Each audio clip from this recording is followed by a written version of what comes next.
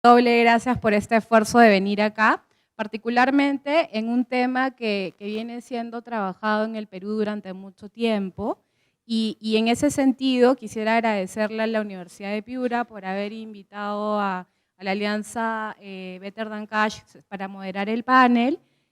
Asimismo será un gusto compartir este espacio con Úrsula Aldana del Instituto de Estudios Peruanos, Marcos Aburto de la Universidad de Piura y Miguel Robles, quienes nos presentarán algunas investigaciones vinculadas con seguros agrícolas, educación financiera y con medios de pagos digitales.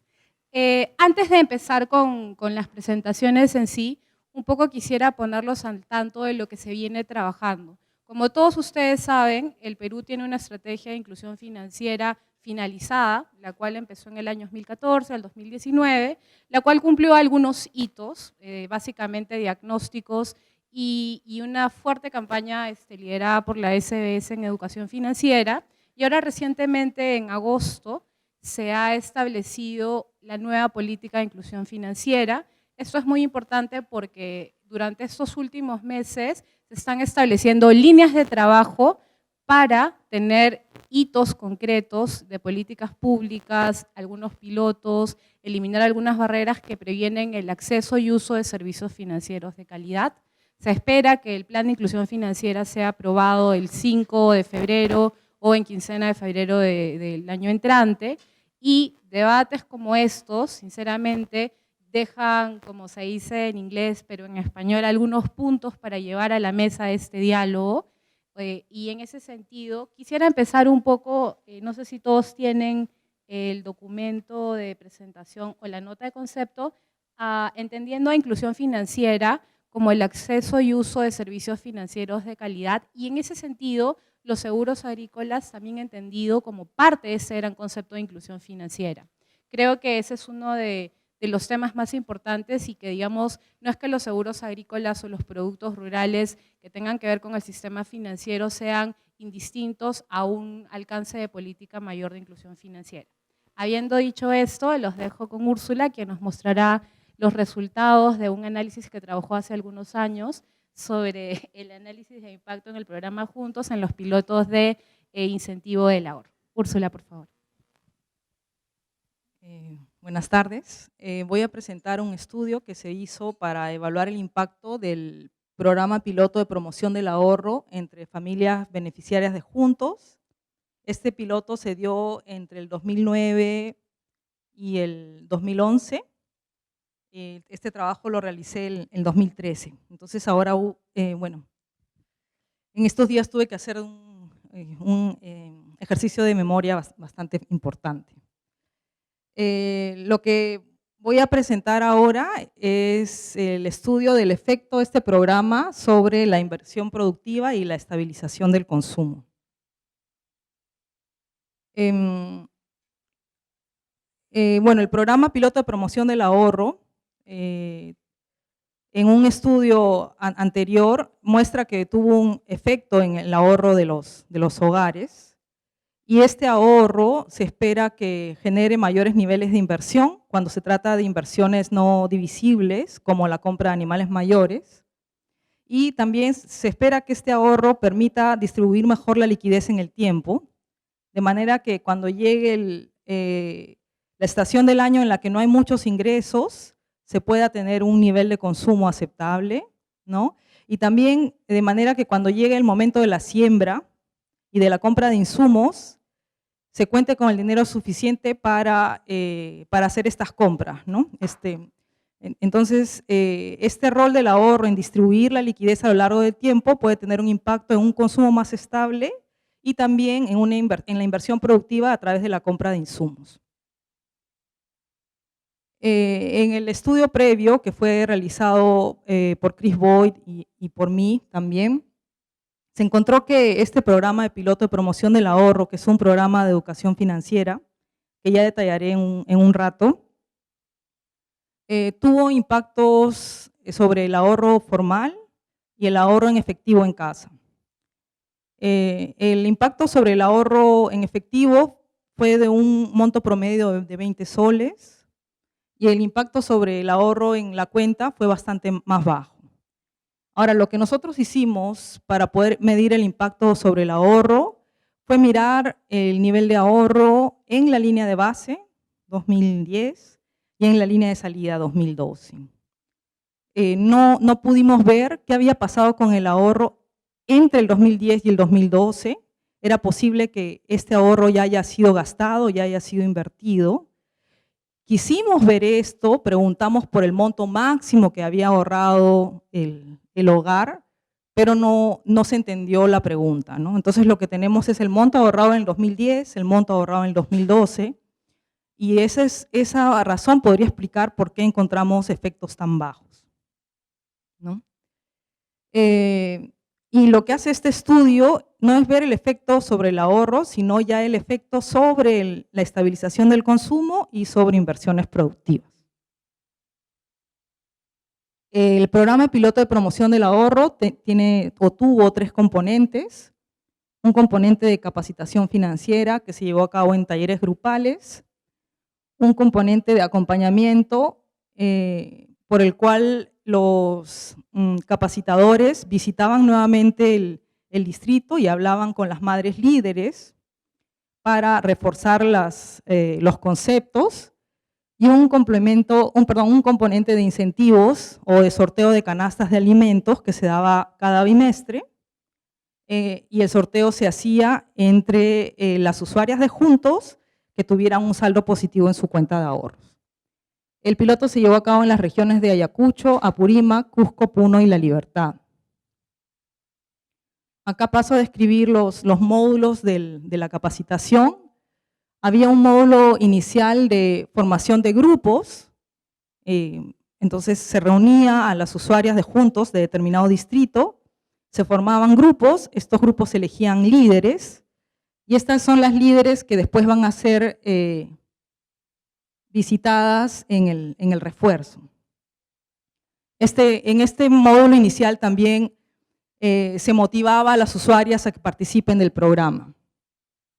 Luego venía el módulo 1, que hablaba del sistema financiero. Parte importante de este módulo era mostrar el rol que tiene el Estado en tanto regulador, en tanto supervisor, y señalar que los depósitos en las cuentas de ahorros de los bancos y las cajas están protegidos por el Fondo de Seguro de Depósito. Luego el siguiente módulo, el módulo 2, llamado los servicios financieros, hablaba primero de la importancia del ahorro, señala que el ahorro sirve para afrontar emergencias, también para invertir en negocios. Se habla también de la ventaja del ahorro financiero. En ese módulo se señala que el ahorro financiero o el ahorro en la cuenta es más seguro, que el ahorro en efectivo en casa puede ser robado, ¿no? Aunque hay otros estudios que señalan que hay más ventajas del ahorro financiero, como permitir privacidad en el manejo del dinero, la divisibilidad comparado con la compra de animales, etcétera. Pero en este programa se habla del tema de la seguridad, ¿no? Porque se señala pues, que el efectivo en casa se puede perder y al mismo tiempo que el Estado protege estos seguros, ¿no? Luego se enseña, para facilitar el uso de la cuenta de ahorros, se enseña qué es un estado de cuenta, qué es un voucher, qué es la tarjeta de débito, cómo funciona, etc. Y también se habla del crédito. Entonces, como podemos ver, es un programa enfocado en la promoción del ahorro en la cuenta que tienen las madres de Juntos, ¿no? En el Banco de la Nación, en la promoción del uso de esta cuenta. Aparte había un refuerzo, como decía, que consistía en visitas mensuales de los capacitadores a las madres líderes, elegidas por las mismas usuarias, y también habían sorteos bimensuales de canastas de alimentos. Ahora, lo que pasó fue que estos sorteos no tuvieron mucha publicidad. Al mismo tiempo, estos sorteos se dieron tanto en distritos de tratamiento como en distritos de control, porque mientras que la educación financiera se dio en los distritos de tratamiento y no en los distritos de control, las agencias del Banco de la Nación donde se dieron los sorteos atendían tanto a distritos de tratamiento como a distritos de control. Y a su vez se trata de canastas de un valor de 180 soles y de 2 ganadores por distrito para distritos que tienen más de 1000 usuarias, por lo que creemos que lo que evaluamos principalmente es el componente de educación financiera, ¿no? La educación inicial en talleres y luego el refuerzo, más no evaluamos estos sorteos, llamados también incentivos al ahorro. Entonces, lo que tenemos en el estudio es un estudio de evaluación del impacto de un programa de educación financiera que está centrado en promover el ahorro en la cuenta del banco de las madres usuarias de Juntos. Sabemos que en toda evaluación es esencial conocer cómo se han elegido los lugares de tratamiento. En este caso se tuvo una lista inicial con 216 distritos y estos 216 distritos cumplían estas 3 características. En esos distritos los usuarios de Juntos debían recibir la transferencia a través del Banco de la Nación, ¿no? Y no a través de transportadora. Eran también distritos con bajos niveles de índice de desarrollo humano y debía haber más de 1000 usuarios en el distrito. De estos 216 distritos se eligieron 20 para ser intervenidos. Estos 20 cumplían, además de cumplir con estas características, tenían que estar bajo la jurisdicción de las agencias de agrorural, que es la institución que llevó a cabo la educación financiera, y debía contar con capacitadores calificados en la zona. Finalmente, de estos 20 distritos elegidos, se intervino solo en 15 por problemas presupuestales y se intervino un distrito fuera de este grupo. Entonces, la unidad de tratamiento es el distrito, las personas intervenidas son las madres usuarias de Juntos, se llegó a intervenir en 16 distritos y estos 15 o la gran mayoría de estos distritos fueron parte de estos 20 que cumplían con estas 2 características adicionales a las características que cumplían los 216 distritos de nuestra lista inicial. ¿Cuál es, bueno, nuestra metodología? De estos 15 distritos, tenemos en nuestra muestra 10 distritos intervenidos y por otro lado también tenemos en nuestra muestra 19 distritos de control. Los 19 distritos de control pertenecen a esta lista inicial, ¿no? Entonces, bueno, conocemos algunas de las razones por las que se eligió a esos distritos. ¿Perdón?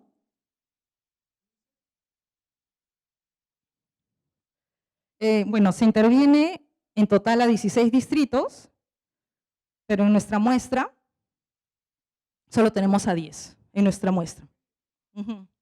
De los intervenidos solo tenemos a 10 y tenemos a 19 distritos de control. Ahora, ¿qué es lo que distingue a los intervenidos de los no intervenidos? En gran parte, el contar con capacitadores calificados, el estar bajo la jurisdicción de agrorural.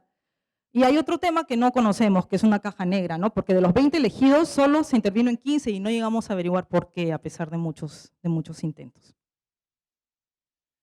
Utilizamos la encuesta de línea de salida, no utilizamos la encuesta de línea de base para este análisis, porque utilizamos variables que recogimos solo en la encuesta de línea de salida. Tenemos 750 observaciones en los distritos de control, 692 en los distritos tratados. Dentro de los distritos de control también hay hogares intervenidos que deben haber igual ido a la capacitación. Entonces, en el grupo de control tenemos 14% de hogares intervenidos y en el grupo de tratamiento 52%. Lo que nosotros comparamos son los hogares que pertenecen a los distritos tratados con los hogares que pertenecen a los distritos de control, ¿no? A pesar de que en los hogares de los distritos de control hay hogares intervenidos, ¿no? Y a pesar de que en los hogares de los distritos tratados no todos son intervenidos, ¿verdad? Solamente el 52%. Entonces lo que tenemos es una especie de intención de tratar, aunque no es aleatorio, ¿no? Pero es lo que tenemos, digamos, porque es comparar hogares de distritos de tratamiento con hogares de distritos de control al margen de si fueron intervenidos o no. Lo que tenemos es simplemente una regresión por mínimos cuadrados ordinarios en que comparamos las variables de resultados para estos 2 grupos de hogares controlando por un conjunto de características que son las siguientes.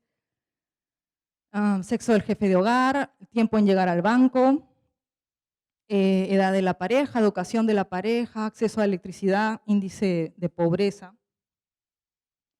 Nos parece que tiempo en llegar al banco es especialmente importante porque nos ayuda a controlar por este tema de contar con capacitadores calificados, estar bajo la jurisdicción de esta agencia, ¿no? Es probable que quienes estén bajo la jurisdicción de esta agencia sean lugares más conectados, menos aislados, ¿no?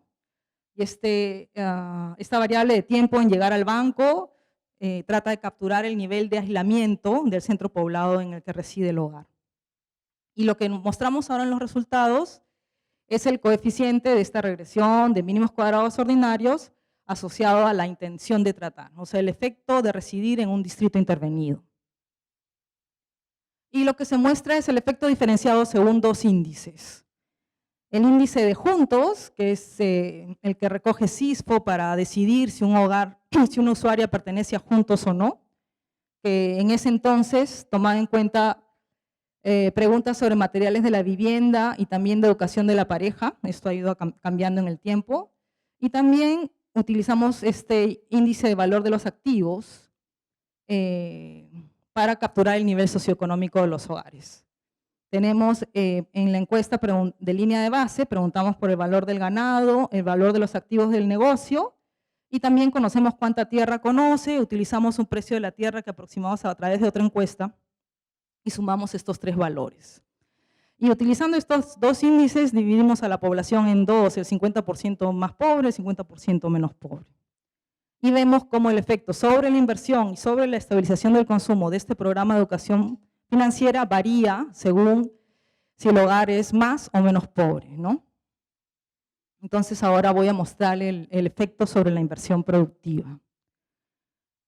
Primero, señalar que la mayor parte de los hogares se dedican principalmente a la actividad agropecuaria. En línea de base, el 93% de los hogares se dedica a la actividad agrícola, el 85% a la crianza de animales y solo el 12% de las mujeres reportaban tener un negocio. En línea de base no se preguntó si los varones tenían un negocio, pero en línea de salida sí, se encontró que solo el 4% tenía un negocio. Entonces, se trata de hogares dedicados a la actividad agropecuaria principalmente. Y acá tenemos el resultado sobre las variables de inversión, impacto de la intención de tratar sobre la inversión productiva. Tenemos, nuestras variables de inversión son estas: porcentaje que usa fertilizantes, que usa otros insumos, porcentaje que compró animales mayores desde la línea de base hasta la línea de salida, porcentaje que invirtió para hacer crecer su negocio o que creó nuevos negocios. Para el 50% más pobre se encuentra un efecto positivo del programa en el porcentaje de hogares que usa fertilizantes y también en el porcentaje de hogares que compra animales mayores. Y es interesante que la compra de animales mayores se da para el 50% menos pobre y la compra de fertilizantes para el 50% más pobre, lo que tiene sentido porque los animales mayores pues implican una inversión de mayor monto que la compra de insumos. Esto es utilizando el índice de juntos, y si utilizamos el índice de valor de los activos tenemos el mismo resultado. Un efecto positivo en la compra de fertilizantes para los más pobres y un efecto positivo en la compra de animales mayores para los menos pobres. Esos son los resultados en cuanto al efecto del programa de educación financiera sobre la inversión productiva. Entonces tenemos que el impacto, bueno, se da en la inversión agropecuaria, no hay impacto en las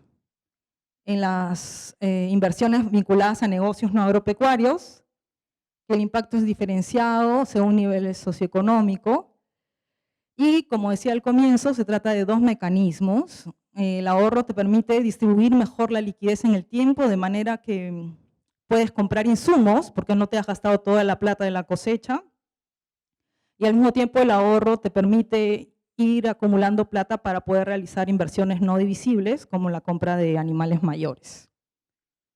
Y ahora paso a hablar sobre la segunda parte del estudio, que es el efecto de este programa de educación financiera de promoción del ahorro sobre la estabilización del consumo. Entonces, primero quisiera mostrar datos o información sobre la estacionalidad del ingreso en la zona. Primero se muestra el número de cosechas por mes. Lo que hicimos fue preguntar por las cosechas que había tenido en el último año en la encuesta de salida. Hicimos una lista con todas estas cosechas, ¿no? No se trata solo de una cosecha por hogar, sino de más de una. Y luego vimos en cómo se distribuían en el tiempo, ¿no? Entonces, el 37% de estas cosechas se dieron en mayo, el 30% en junio. O sea, lo que vemos es que las cosechas se concentran en mayo, junio y un poco en julio, ¿no? Pero principalmente en mayo, junio. Y como es de esperar, los meses de mayor ingreso coinciden con los meses de cosecha, ¿no? La siguiente columna nos muestra porcentaje de hogares para los que este mes es uno de los de mayores ingresos, ¿no? Nosotros no preguntamos por el mes, sino por los meses, preguntamos para que nos den 3. Y lo que vemos es que, bueno, para el 32% de los hogares junio es uno de los meses de mayor ingreso, para el 30% julio es uno de los meses de mayor ingreso, y la concentración se da acá en mayo, junio, julio, un poco en agosto, coincidiendo con los meses de cosecha, mayo, junio, julio, ¿no? Algo que tiene mucho sentido.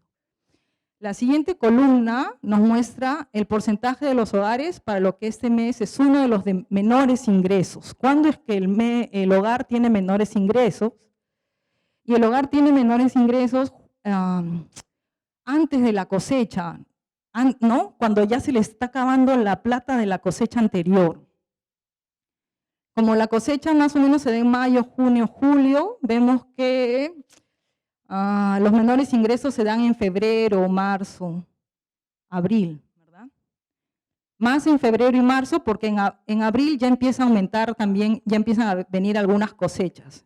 Pero lo principal es que es acá, justo antes de la cosecha, donde hay menos dinero, ¿no? Y por ejemplo, acá en octubre, noviembre, diciembre casi no hay cosecha, ¿verdad? Aquí casi no hay cosecha, octubre, noviembre, diciembre, pero no es que falte plata, porque la cosecha ha sido hace poco, ¿no? ¿Cuándo falta plata? Cuando ya te acercas a la siguiente cosecha, cuando ya se te acaba lo que ganaste. Claro, nosotros simplemente le hemos preguntado cuál es el mes de mayores ingresos en general, ¿no? Entonces vemos cómo coincide con la cosecha. Sí.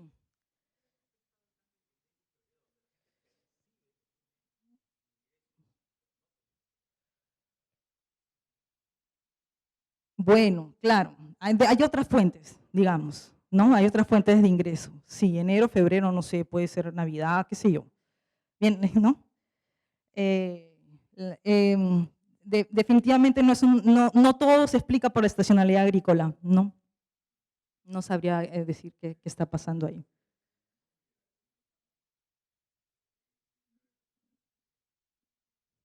Acá en número de cosechas por mes, distribución quiere decir que de todas las cosechas que tenemos en nuestros hogares, el 7% de esas cosechas se dieron en enero, se dio en enero. El 1% de estas cosechas se dio en febrero. Muy pocas cosechas. En cambio, ya la tercera parte se dio en mayo, ¿no? Eso es la distribución de las cosechas. Esto ya nos habla de los meses de mayores ingresos y los meses de menores ingresos.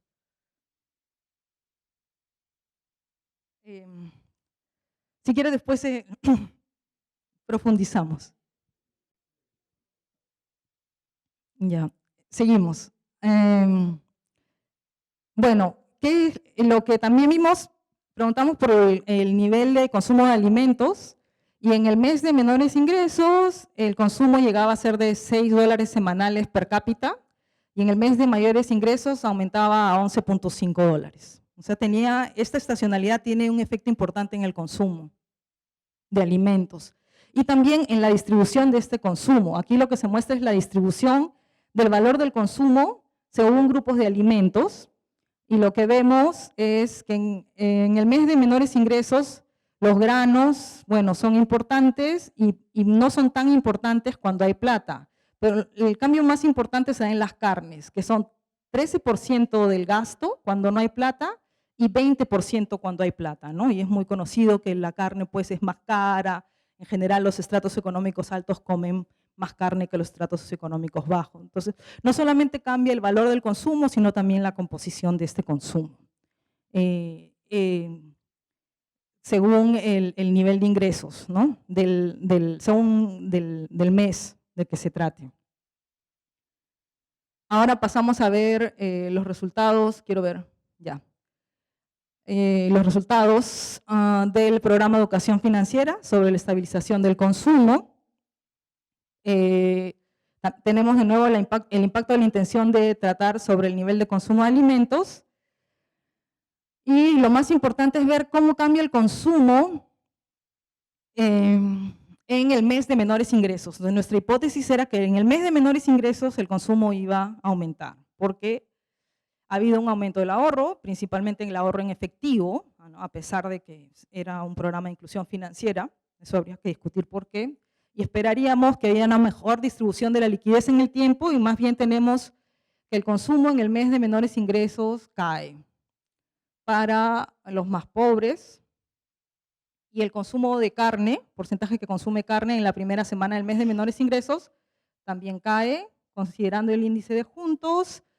Si consideramos el índice de valor de los activos, también tenemos un efecto negativo para los más pobres sobre el consumo de alimentos en la época de vacas flacas, el mes de menores ingresos, y sobre la proporción de hogares que consume carne. ¿Cuáles son las posibles explicaciones? Caramba. Bueno, entonces no se cumple nuestra hipótesis de un consumo de alimentos más estable. Posibles explicaciones en los materiales, en alguna de las sesiones se promovían montos fijos de ahorro y esto podría ir en contra de una mejor distribución de la liquidez en el tiempo. Por otro lado, se ha encontrado mayores niveles de inversión en insumos, ¿no?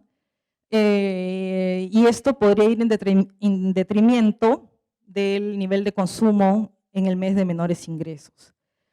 ¿Qué puede pasar? Digamos, llega la época de la cosecha, si ahorras más, cuando llega la época de la siembra, sabes que puedes invertir en fertilizantes sin sacrificar demasiado tu nivel de consumo en el periodo anterior a la próxima cosecha, entonces inviertes en fertilizantes. El hogar que no ahorró tanto no puede invertir en fertilizantes y al final ese hogar que no invierte en fertilizantes llega a tener un nivel de consumo en el mes anterior a la siguiente cosecha que es mayor, ¿no? Entonces, esta inversión en insumos podría estar explicando menor nivel de consumo de los hogares del grupo de tratamiento. En conclusiones, bueno, tenemos efectos positivos del programa sobre la inversión productiva, sobre animales, sobre fertilizantes. Es un efecto diferenciado, ¿no? El efecto sobre animales se da para el grupo menos pobre y sobre fertilizantes para el grupo más pobre. Tenemos más bien un efecto negativo sobre el consumo del mes de menores ingresos. Entonces es importante, de repente, al momento de diseñar el programa, tomar en cuenta que que hay que transmitir el mensaje de que el ahorro no debe poner en riesgo una adecuada alimentación para los miembros de la familia. Eso es todo. Comentarios que después tendremos y las disquisiciones sobre la forma en la que ha sido estimado el cálculo.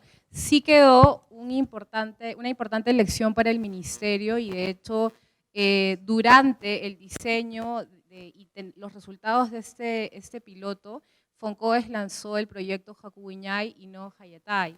Y en cierta forma los módulos recogen estos aprendizajes para evitar estos mensajes contraproducentes en lo que tiene que ver con las metas de ahorro respecto a la salud del propio hogar y a los emprendimientos que se puedan tener vinculados con el mundo agrícola en el que se desempeñan. Entonces, si bien es cierto, no hay una coincidencia completa entre la población tratada por Foncoes vía Jacubiñay y la población de Juntos en general, sí es cierto que el ministerio está tratando, digamos, de enmendar la plana en estos mensajes y evitar esta suerte de efectos adversos. Entonces, creo que en ese sentido es valiosa. Sí, la presentación. Bueno, muchas gracias. Creo que en la parte de comentarios podemos seguir. Lamentablemente, acá también el tiempo es tirano, como para la investigación lo fue, así que lamento este rol un poco autoritario, pero el tiempo acá nos limita, así que le doy la palabra a Marcos. Creo que no necesita mayor presentación, él nos va a presentar algunos resultados. Muy bien, muchas gracias también por venir a la presentación hoy, al igual que... Entonces, este es un proyecto efectivamente relacionado a la nueva billetera electrónica BIM. Es un proyecto en el que cooperamos un grupo de investigadores peruanos, Brenda Silupú, que también está en la Universidad de Piura, Carolina Trivelli, que está en el Instituto Peruano, Javier Torres, que está por allí también, atrás, de la Universidad del Pacífico, y yo, Marcos Aburto, y tenemos 2 colaboradores extranjeros, que es Javi Badiavari, que está en la Universidad de Marsella, y Sudipta Sarangui en Virginia Tech, ¿no? Este es el equipo de investigación. Y bueno, y como ha sido un proyecto financiado con fondos del PEP, tengo que hacer el reconocimiento de que este ha sido financiado por el PEP, con fondos también de UK8 y del IDRC de Canadá, ¿no? Lo que se agradece. Entonces, si quieren, la idea básica del estudio es bastante sencilla, es muy simple. Lo que nosotros hacemos es un experimento aleatorio controlado, es decir, 2 grupos. Básicamente se ha decidido quién está en cada grupo al azar. ¿Ok? En el grupo de tratamiento, nosotros hemos entrenado a un grupo de beneficiarios del programa de Beca 18 para que difundan en sus propias comunidades la nueva billetera electrónica BIM. Básicamente estos son chicos que viven en zonas rurales y periurbanas. Hemos básicamente cubierto todo el norte del Perú. Y en el grupo de control, lo que se ha hecho es simplemente que lo que hacen las instituciones financieras cuando difunden nuevas tecnologías o nuevos instrumentos, es un grupo de agentes externos bien capacitados que ha tenido la labor de hacer la difusión y la capacitación a los pobladores de las comunidades, ¿no? Entonces, las comunidades a las que se va son comparables. Les voy a explicar esto de aquí. Las que recibieron la capacitación por parte de los becarios de Beca 18 y los que recibieron la capacitación por parte de los externos son comparables. Y los contenidos, los protocolos de la capacitación han sido los mismos. O sea, se ha entrenado tanto a los becarios como a los agentes externos en la misma metodología de introducción de la BIM y de capacitación para el uso de la BIM. ¿Cuáles son los resultados? Los resultados son que la asistencia a las sesiones de información y la adopción, donde por adopción defino que afilies tu celular a BIM, es mayor que en el grupo de tratamiento, es decir, cuando los becarios del programa de Beca 18 están a cargo. De hecho, casi se duplica tanto la asistencia como la adopción. No encontramos mucho impacto en uso, voy a comentar por qué un poquito más adelante. Y lo otro también que es interesante y la verdad llama mucho la atención es que la intensidad del tratamiento que nosotros encontramos está muy relacionado a la confianza en extraños. Es decir, los que tienden a asistir más en lugares tratados son aquellos que desconfían más de los externos. Es decir, los becarios atraen a más gente y a más gente desconfiada respecto de externos que los agentes que cumplen el rol de representantes de la institución financiera.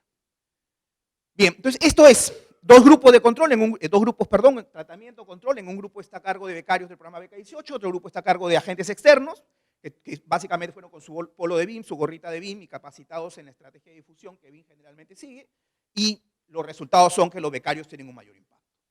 Bien, entonces, con eso en la cabeza, un poco más de detalles del paper, ¿no? Entonces, varios estudios discuten que la restricción, que la falta de inclusión financiera, restringe el bienestar y las oportunidades económicas de las personas.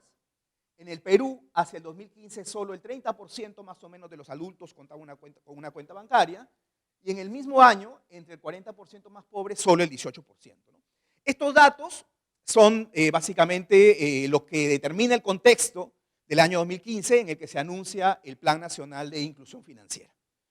Si uno revisa este plan, es interesante ver que se da muy especial consideración al desarrollo de plataformas de dinero electrónico, de dinero móvil, ¿no? Como una alternativa para llevar servicios financieros y acceso a servicios financieros a personas en situación de pobreza en zonas distantes, ¿no? En zonas rurales, en zonas periurbanas. Respondiendo a este reto, la Asociación de Banca Asbank crea una empresa, los socios de Asbank crean una empresa, esta empresa es Pago Digitales Peruanos, para desarrollar la billetera electrónica peruana, ¿no? La billetera móvil, BIM. BIM fue lanzada en marzo del 2016 y si uno revisa un poco los documentos, el contexto de lanzamiento, los objetivos que se plantearon, se esperaba llegar más o menos a 5 millones de cuentas activadas para el 2020, y cuando se lanzó el mensaje era claro, este es un instrumento que busca incluir, que está básicamente orientado a personas en situación de bajos ingresos y que se encuentren en zonas distantes del Perú, ¿no? Poco accesibles. Entonces, más o menos ese era el mensaje. Si uno ve los reportes de los principales think tanks de finanzas alrededor del mundo, esta es básicamente el mensaje, este modelo de la billetera electrónica peruana, ¿no?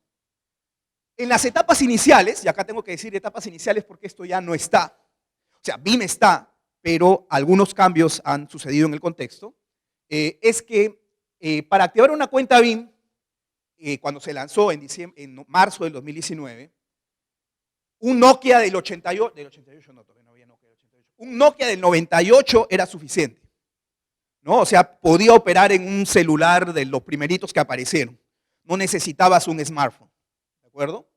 Entonces se podía trabajar en un celular básico, aproximadamente el 80% de la población tenía acceso a este celular. En nuestro estudio en zonas rurales, casi el 80% de hecho tiene acceso a un celular básico de esta naturaleza y requería su número de DNI, ¿no? Entonces celular más DNI, esto se contrató creo con Siemens, que fue la empresa que estuvo detrás de la plataforma analógica de BIM, marcabas el asterisco 838 numeral, entonces básicamente te decían bienvenido a BIM, ¿no? Te pedían tu número de DNI, ingresabas tu número de DNI y el numerito también que estaba aquí en la esquina superior derecha, ¿no?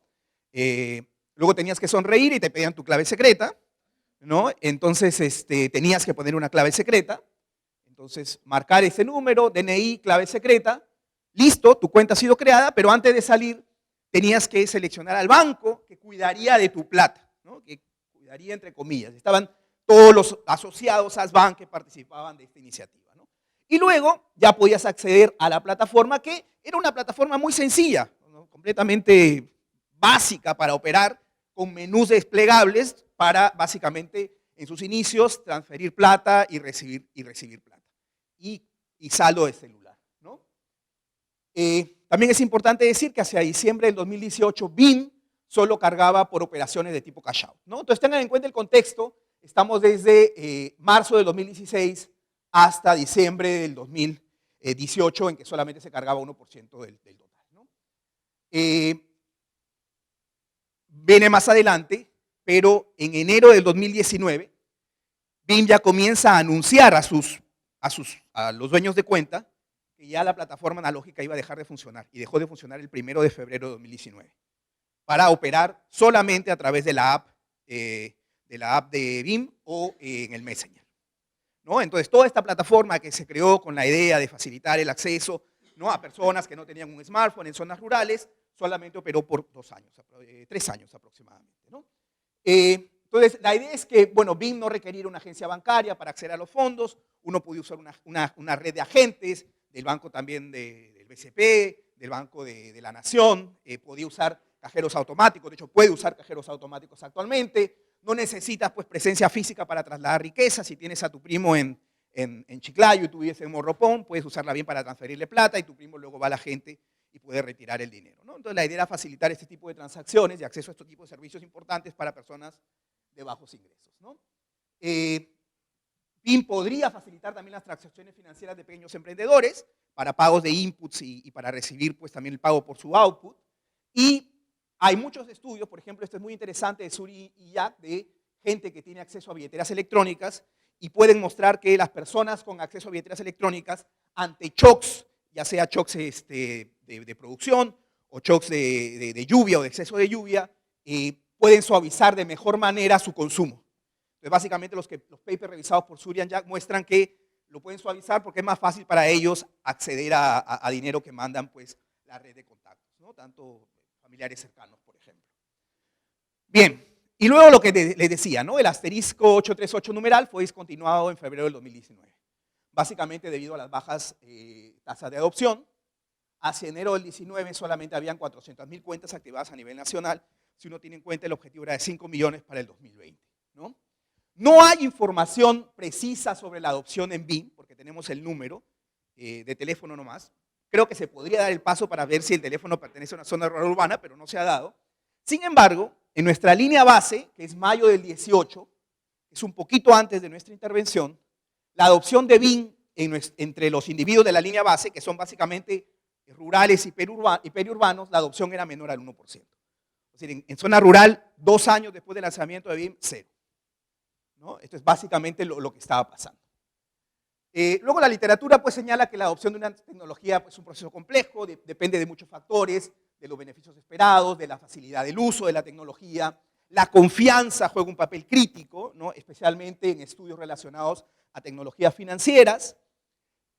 La literatura también, por ejemplo, este paper interesante de Banerjee, Duflo y no me acuerdo quién es el tercer autor, del 2013, señala que la red importa, pero dentro de la red los individuos con más centralidad son los que importan más, ¿no? También está el paper de Goyal et al. Que dice que hay determinados individuos de la red, a los que él llama la familia real, que tienen pues, mucho más prestigio, mucho más influencia sobre otros en la difusión de información, en el convencimiento de que otros utilicen la tecnología.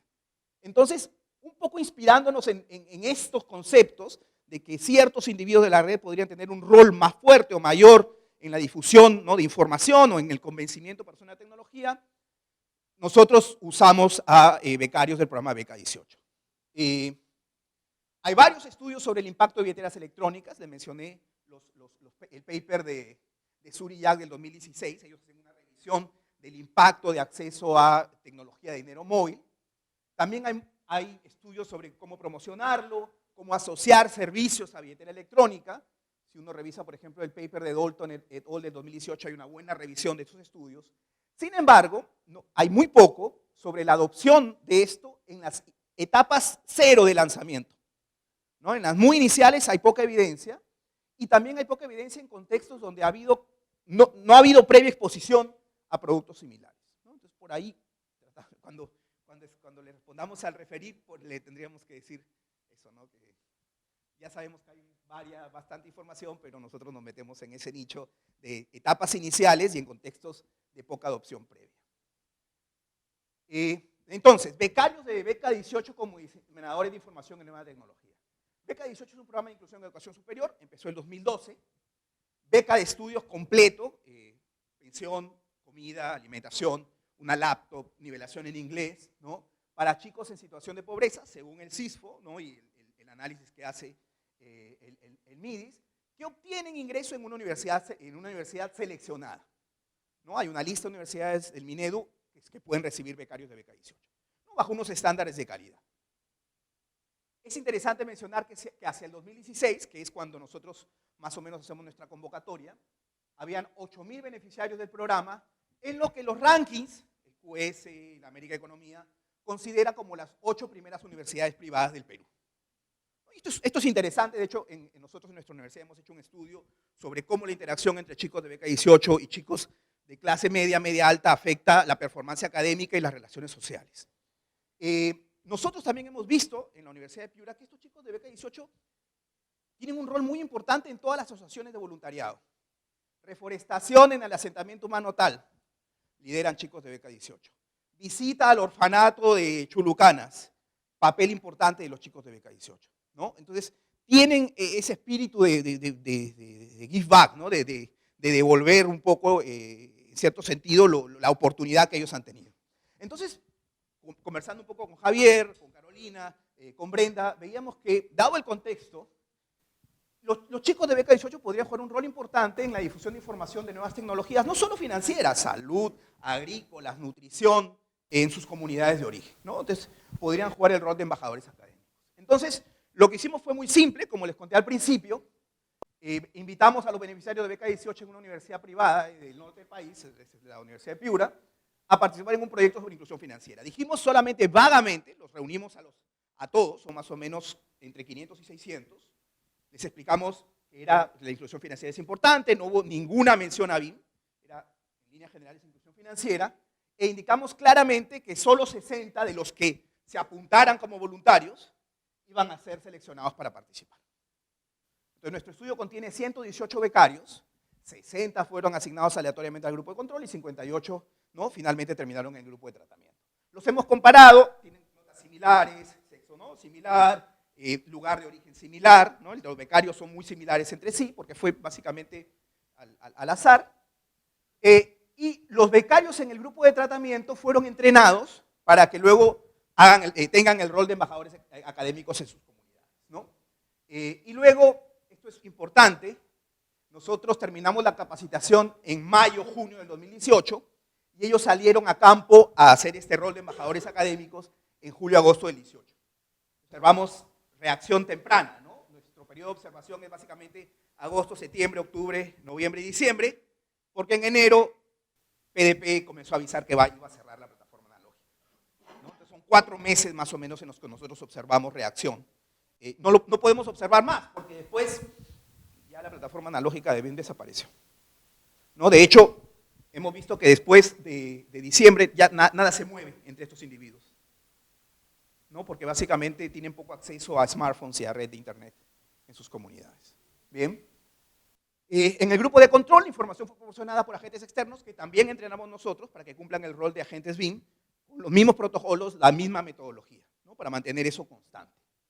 Esto es importante también, que a cada becario en el grupo de control y tratamiento se le pidió que junto con su hogar hicieran una lista de la red del hogar, del padre y la madre del hogar, ¿no? Una red de más o menos 20 personas, y aleatoriamente de esa red se seleccionaron 8 a 10 miembros. Entonces, cada becario está asociado a una red, ¿no? Hay becarios de tratamiento asociados a su red y becarios de control asociados a su red. La red de los becarios de tratamiento reciben la información por parte de los becarios. La red de los becarios de control, a los que no se les dijo nada sobre la intervención, fue en líneas generales que era inclusión financiera, reciben el tratamiento por parte de agentes externos, ¿okay? Que más o menos sería la manera esperada de proceder de una institución financiera, ¿no? ¿Cuánto? ¿5? Menos de 5. No, ya, sí. Perdón, mil disculpas. Eso es, ¿ok? No hay más. Y comparamos a los dos grupos, ¿no? Estos son los materiales de la capacitación, usados tanto por becarios como por externos, casos prácticos, pasito a pasito, ¿no? Que salió como la canción. ¿Qué es lo que hay que hacer, ¿no?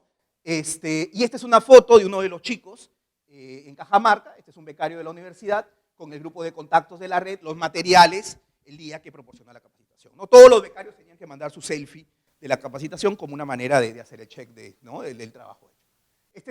Este es tratamiento y control, azul, ya no me acuerdo que era azul y rojo, pero uno es tratamiento, el otro control. Y esto es Tumbes, Piura, Lambayeque, algo de la Libertad, Cajamarca y Amazonas, ¿okay? Que es la zona de las que provienen los becarios de UDEP. Los grupos son parecidos, comparamos las medias de control y tratamiento y básicamente si uno mira los valores P, no hay nada sistemáticamente raro. Esta es la regresión, es muy simple, es el outcome, que es básicamente asistencia, adopción y uso, como función de si eres tratado o no. Comparación de medias. Estas son las regresiones, para que sea simple. Esto de aquí, por ejemplo, es asistencia en el grupo de control, 38%. Se duplica si el que tiene a cargo la difusión es el becario. Bien. Esto de aquí es afiliación, activar la BIM. Más o menos es 3 a 4% en el grupo de control. Pueden ver que también se duplica si el que está a cargo es el becario. No, 3 o 4% de todos los de la red. Sí. Sí. Esta es asistencia sobre toda la red y este es 3% sobre toda la red. No sobre los que participan solamente, porque habría algo de endogeneidad si sería sobre los que participan. Sí. Y luego, esto es uso.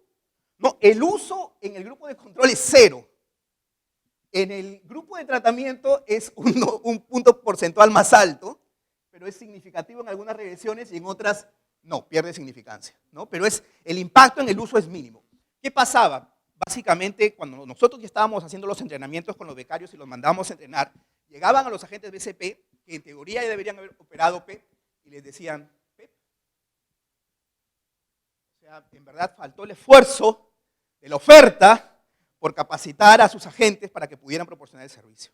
Entonces, lo que nosotros observamos es uso, si pudieron hacer el uso, pero no sabemos si en verdad fueron a la gente y el agente les dijo, no sabemos, ¿no? Entonces, esto es. Y lo otro que es interesante para cerrar es interactuamos el tratamiento con desconfianza, creamos una dummy, simplemente para niveles de desconfianza, y el efecto sobre la asistencia es mayor para los más desconfiados. Es decir, atraes más público si eres becario y llegan más los que más desconfianzas externos tienen.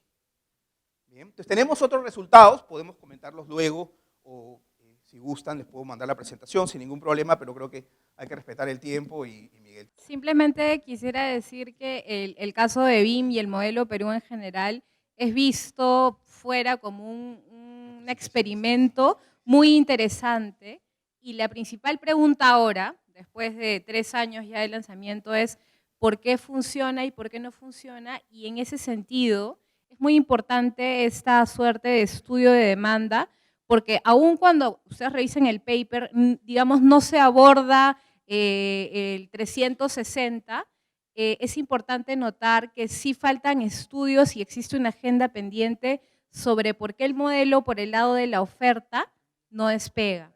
Y muestra de ello es el caso de la interacción de la persona que ha tenido esta capacitación y que al momento de tratar de efectuar una transacción no puede hacer.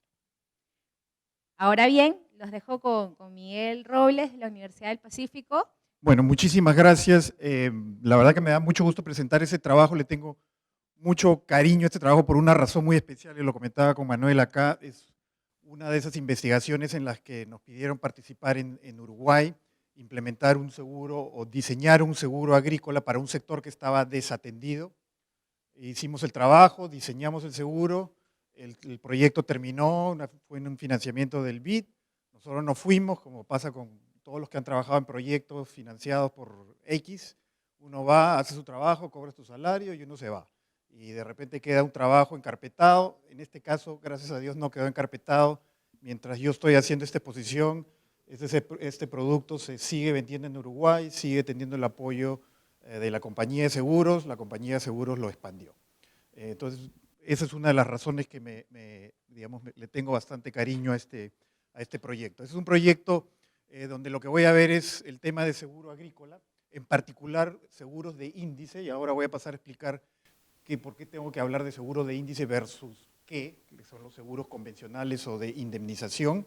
Es un trabajo conjunto con Francisco Ceballos, con Pancho, cuando yo todavía estaba trabajando en el IFPRI en Washington, ¿no? Un poquito la motivación, 2 ideas simples acá, ¿no? Pido disculpas porque la presentación está un poco cargada de ideas, pero preferiría que me presten atención. Las 2 ideas centrales son las siguientes, ¿no? Uno, agricultura es una actividad riesgosa, creo que no tengo que explayarme en eso, es una actividad bastante riesgosa. Y 2, es que en los países en desarrollo, sobre todo la agricultura pequeña y la agricultura mediana, estos son mercados no existentes, los mercados de seguros prácticamente no existen, ¿no? Son mínimos. El país que más ha avanzado en seguro agrícola en el mundo en desarrollo es la India, básicamente porque el seguro es obligatorio para todo aquel que quiera tomar crédito del gobierno. Después, si quieren, podemos discutir si esa es una buena idea, si hacerlo obligatorio o no hacerlo obligatorio. Entonces, ahí hay 2 ideas, ¿no? La actividad es muy riesgosa y ante ese riesgo, la posibilidad de asegurarse no está presente para la gran mayoría de agricultores pequeños y medianos en países en desarrollo. Eso no quiere decir que los agricultores no hagan nada. Obviamente tienen sus estrategias de cómo defenderse ante estos riesgos climáticos o riesgos de producción, riesgos de precios ciertamente también. Varias de esas estrategias pues son parcialmente efectivas.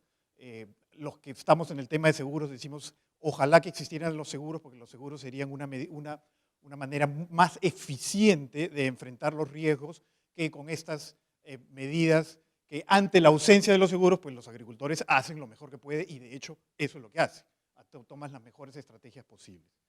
Entonces, esa es un poco la motivación, es de mirar qué se puede hacer y en qué podemos avanzar en términos de desarrollar seguros o atender a un sector de la población que no tiene acceso a los seguros agrícolas. El otro tema es que el seguro agrícola, y ahora hago la distinción entre seguro agrícola tradicional o seguro de indemnización y seguro de índice. ¿Por qué tengo que hacer esta diferencia? A ver, el seguro de indemnización o seguro tradicional funciona exactamente en la agricultura como el seguro que ustedes conocen, seguro de auto, seguro de salud, etc. ¿En qué sentido?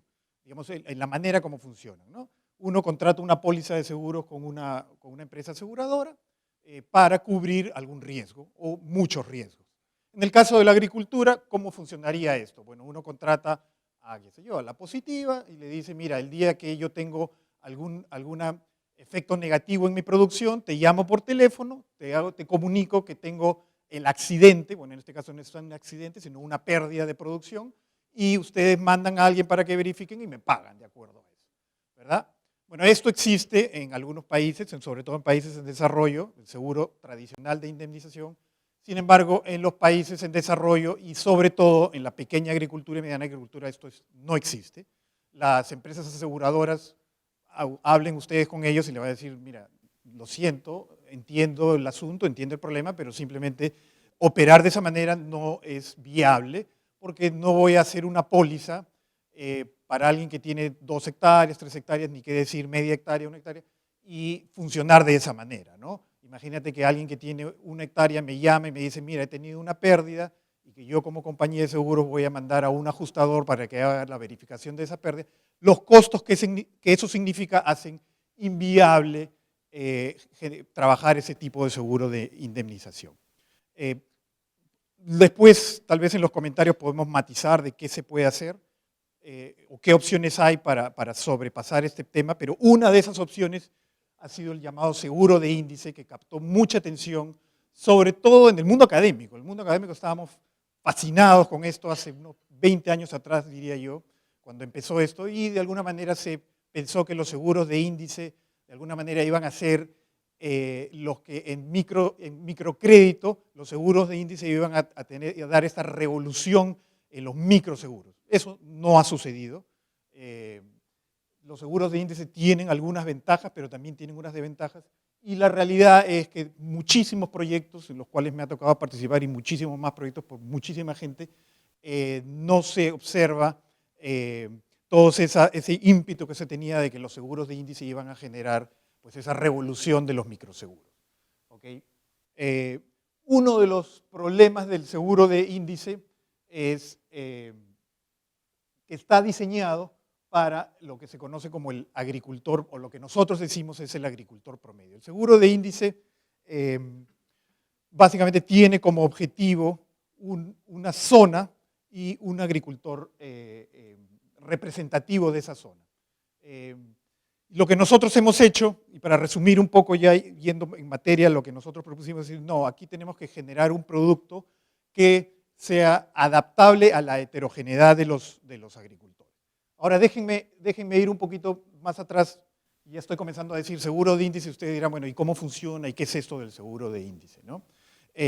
Básicamente la idea es la siguiente, ¿no? En una zona geográfica, voy a describir el más tradicional o el más convencional, que sería el seguro para un caso de un exceso de lluvia, o seguro ligado a alguna variable climática. Hay otros tipos de seguro, incluso de índice, pero déjenme describir cómo funciona un seguro de índice para exceso de lluvia, ¿no? Básicamente lo que uno hace es trabajar en una zona, identificar la variable que afecta más a la producción. Por ejemplo, esa variable puede ser el exceso de lluvia. Entonces uno construye un índice que refleje ese exceso de lluvia. En lo que nosotros trabajamos en Uruguay, por ejemplo, el exceso de lluvia estaba representado por la acumulación de lluvia durante 10 días consecutivos. Hay muchas maneras de construir el índice, esto también es materia de discusión, pero aquí propongo una.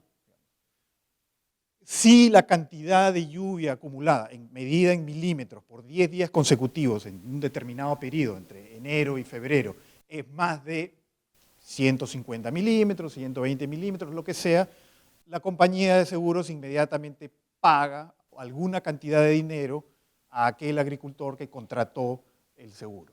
Básicamente esa idea que acabo de explicar está reflejada en un gráfico como este, ¿no? Hay un instrumento financiero, un seguro, que dice aquel que lo contrata, si aquella persona que contrata, para aquella persona se da la situación en que, por ejemplo, el índice está por encima de 100 milímetros, medido, como dije, por ejemplo, lluvia acumulada en un periodo de tiempo, comienza a pagarle una cantidad de dinero, ¿no? Por ejemplo, si esa cantidad de lluvia es 110, pues esta persona recibirá lo que sea, ¿no? Aquí 250 unidades monetarias, si es dólares, si es rupees, si es soles, etc. ¿no? Si esa cantidad de lluvia es más, bueno, se le paga más, etc. ¿no? Y si llega un momento en que ya es una cosa exagerada, pues se te paga un monto que más o menos uno estima que va a cubrir el 100% del costo de producción o el ingreso perdido. Esa es la lógica del seguro de índice, ¿no? No sé si más o menos fui claro en cómo funciona. Ventajas. ¿Cuáles son la gran ventaja de esto? La gran ventaja es que estos seguros no hay que ir a hacer verificación de pérdida en campo, ¿verdad? Porque es casi que automático. Si sucede esto, y cuando digo esto, ¿qué es? Que la lluvia, hay que especificar, la lluvia medida en dónde. Idealmente sería medida en el campo del agricultor. En la práctica eso no funciona así. La lluvia se mide en alguna estación meteorológica que ojalá esté cerca a donde está la parcela o a donde está la actividad productiva. La gente tiene en la mente, la gente que está metida en esto tiene en mente esta idea de 10 kilómetros, ¿no? Si uno está más allá de 10 kilómetros, entonces ya esa estación meteorológica no refleja las condiciones climáticas de la zona. ¿Qué más? Entonces, esto es automático, ¿no? Si en esa zona se verifica que hay una cantidad de lluvia por encima de una cierta cantidad, ya el contrato dice que te comienzo a pagar. Y no hay que ir a hacer verificación de pérdida o no. Eso tiene una parte buena, una parte mala, ¿no? La parte buena es que me ahorro todos los costos de verificación, no tengo que mandar al ajustador. Y otra parte buena es que el pago sale inmediato, es muy rápido, ¿no? En el caso de los seguros, los que han tenido accidentes, de repente el pago, la compensación del seguro te puede llegar después de 2, 3 meses. En los seguros agrícolas, eso, la India es el caso, digamos, muy recurrente en mencionarse, que habían agricultores que recibían pagos después de un año, ¿no? Ya para qué yo quiero el pago después de un año, ya me fregué, digamos, en términos de producción, ¿no? Entonces, no, con ese seguro de índice, esa es la parte buena, ¿no? La parte mala es que, bueno, puede ser que efectivamente la lluvia daña al cultivo, pero puede ser que, por ejemplo, yo puedo tener 110 milímetros de lluvia y realmente mi daño ha sido extremo. Sin embargo, el contrato ya prefijó la cantidad que yo recibo, la cantidad que me va a pagar. Todo queda preestablecido. Claro, no es preestablecido de manera aleatoria. Hay un grupo de gente, un grupo de expertos que hacen este diseño de este contrato, ¿no? Pensando en que refleje de la mejor manera cómo la lluvia va a impactar a los cultivos y cómo esta función de pago, le decimos, refleja de la mejor manera la pérdida que tendría el agricultor. Entonces no es aleatorio, no es al azar, sino que hay un equipo, ojalá lo más experto posible, que trata de, con esta función de pago, reflejar de la mejor manera lo que le pasaría al agricultor. Y ahí es donde entramos nosotros y decimos, ¿a cuál agricultor? Al agricultor A, al B o al C. Y ahí está esta idea de que aquellos que estaban diseñando este tipo de seguros tienen en mente de que, bueno, los agricultores son muy parecidos. Muy parecidos ¿en qué específicamente? En su perfil de riesgo. Es decir, muy parecidos en que si la cantidad de lluvia, o cualquiera sea la variable climática, toma un cierto valor, pues que la gente más o menos tiene el mismo nivel de pérdida. Y ahí nosotros dijimos, digamos, esa es la contribución de este trabajo, es decir, no, los agricultores pueden ser potencialmente muy heterogéneos y lo que tenemos que hacer es un tipo de contrato en donde este producto permita la heterogeneidad, tomar en cuenta la heterogeneidad de los productores. Este contrato, así como está, no, trata a todo el mundo por igual, a todo el mundo se le paga lo mismo, asumiendo que para el mismo evento negativo todos pierden más o menos lo mismo. Esa fue la contribución que hicimos nosotros y digamos, no es ni más ni menos. No, digamos, estamos siempre, este trabajo está dentro del paraguas de lo que es seguro de índice y lo que trata de hacer es una mejora en el diseño de los seguros de índice. Tal vez si tengo tiempo después voy a hablar de qué opciones hay de salirse del seguro de índice. ¿Por qué? Porque los seguros de índice también tienen algún efecto, algunas cosas negativas adicionales que podemos discutir. Básicamente, entonces, lo que nosotros dijimos es, no, mira, los agricultores pueden ser heterogéneos en muchas cosas. Por ejemplo, en el portafolio de cultivos que tienen. De hecho, en el caso de Uruguay, trabajamos con el sector hortícola, algunos tenían 2 cultivos, mientras que otros tenían 8, 9 cultivos, no eran necesariamente los mismos cultivos. Entonces ahí hay una heterogeneidad. El calendario de cultivos, por ejemplo, no todos estaban plantando en la misma fecha. Hay heterogeneidad en la fecha que planta, y eso tiene una lógica, porque algunos era la manera justamente de enfrentar riesgo, porque decían, no, si yo planto más tarde, entonces ya no agarro tales eventos climáticos que normalmente se presentan en tales épocas. Estas son variables de alguna manera endógenas. La variedad de las semillas, prácticas agrícolas alternativas, etcétera, etcétera. Hay diferentes características de los agricultores que podrían explicar que la manera en cómo, por ejemplo, la variable climática impacta en sus rendimientos es muy diferente. Entonces, si tenemos un producto que los convierte a todos ellos igual, pues ese producto es bueno para el agricultor promedio, pero resulta que nadie es el agricultor promedio. Entonces, esto es lo que hicimos. En realidad, la primera propuesta sobre el tipo de producto que propusimos fue uno que trabajé con mi colega Ruth Hill cuando todavía estaba en el IFPRI, y lo que estoy presentándoles ahora es el caso de una implementación ya comercial en Uruguay. Déjenme mostrarles un poco lo que nosotros presentamos, y aquí es donde la cosa se va a volver un poco loca en lo que hicimos. Nosotros estábamos fascinados porque, claro, éramos investigadores y uno, digamos, se le ocurre algo y piensa, esto va a ser genial, y en la práctica las cosas son obviamente más difíciles de lo que uno las planea en el escritorio, ¿no? Pero básicamente lo que hicimos es, y me voy a atrever a decirlo aquí de una manera que siempre tengo mucho cuidado en decirlo, lo que hicimos fue crear unas loterías contra la lluvia. ¿Y por qué digo voy a ser agresivo en decirlo de esta manera? Porque, digamos, es a riesgo de que, oye, ¿cómo se te ocurre que vas a crear unas loterías contra la lluvia, ¿no? Pero en cierto sentido es eso, pero no son cualquier tipo de loterías. Lo que hicimos fue crear instrumentos muy simples. Voy a describir un instrumento. Un instrumento era déjeme decirlo nuevamente, una lotería en el siguiente sentido. Había un instrumento financiero que paga $500 si la lluvia es más de 110 milímetros. Si es menos de 110 milímetros no paga nada. Simple, muy simple, porque esa es otra crítica que se le hacía a los seguros de índice, ¿no? Son un poco complejos, un agricultor que no tiene mucho nivel educativo se le hace muy difícil entender. Entonces este era un producto muy simple. Mira, si hay más de 110 milímetros, estoy diciendo 110 milímetros por dar un ejemplo, te damos $500. Si es menos, no te damos nada. ¿Okay? Entonces eso parecía muy simple de explicarlo. Sin embargo, no creamos una sola de esas loterías, o en realidad le llamamos weather securities, le llamábamos en inglés. Lo que hicimos fue crear varias de estas loterías. Había una que era de 110 para arriba, había otra que era, por ejemplo, aquí en este ejemplo, de 120 para arriba, y así uno puede crear todas las que uno quiera. Es decir, hay una lotería para si la lluvia es medianamente digamos, excesiva, o hay una lotería para si la lluvia es muy excesiva o que en principio crea muchísimo daño. ¿Qué más hicimos? Pues crear estos tickets o estas loterías si eran para determinados meses, para el mes de enero, para el mes de febrero, etc. ¿Cuál es la innovación o qué es lo que dijimos? Mire, vamos a crear varias de estos tickets simples y vamos a dejar al agricultor que él decida cuáles quiere comprar. Y él puede comprar todos los que quiera. Estoy exagerando, hay ciertas limitaciones, pero para efectos de la presentación, déjenme decirlo de esa manera. El agricultor era el que él decidía, no, a mí me interesa comprar estos tickets o estas unidades de seguro para enero, no me interesa ni la de febrero ni la de marzo, o me interesa comprar una de enero, una de febrero, me interesa comprar 3 de marzo, me interesa comprar 2 que son de 140 milímetros para arriba, a mí no me interesa comprar las de 140 milímetros para abajo porque el riesgo a mí no me afecta. La idea era la siguiente, era dar esa flexibilidad y poner